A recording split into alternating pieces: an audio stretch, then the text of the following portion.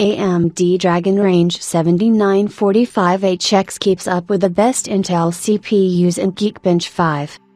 Much of what we've heard about AMD's latest high-performance mobile processor platform, the Dragon Range, has been impressive, whether it's early benchmarks or AMD's announcements. And recent Geekbench 5 results for the flagship 16-core Ryzen 9 H7945HX processor clocked at 5.4 GHz seem to reinforce this trend. It beats the Intel Core i9-13980X in the single-core benchmark, but is only slightly behind in the multi-core one. Even the much more voracious desktop processors, such as the 13900K and 7950X, scored only slightly higher when the multi-core results were not taken into account. AMD's latest development also makes a huge leap over the previous generation's 8-core Ryzen 6900HX processor, almost doubling its multi-core performance.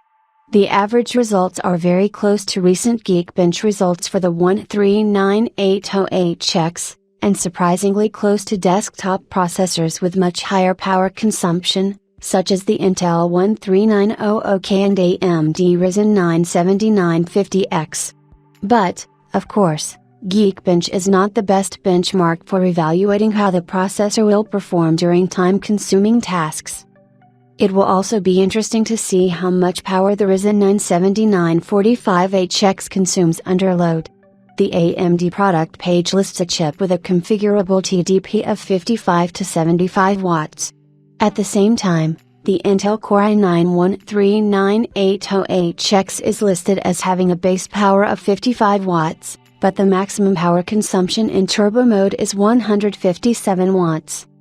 In laptops with power and heat limitations, and especially in gaming laptops where the CPU and GPU compete for a limited power consumption limit, maximum performance may be less important than efficiency in a CPU/GPU bundle.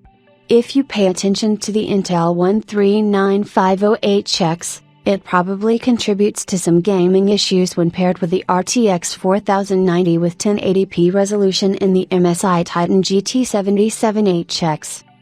It would be very interesting to see how much the best of what the AMD Dragon Range has to offer compares to a similar Intel-based laptop.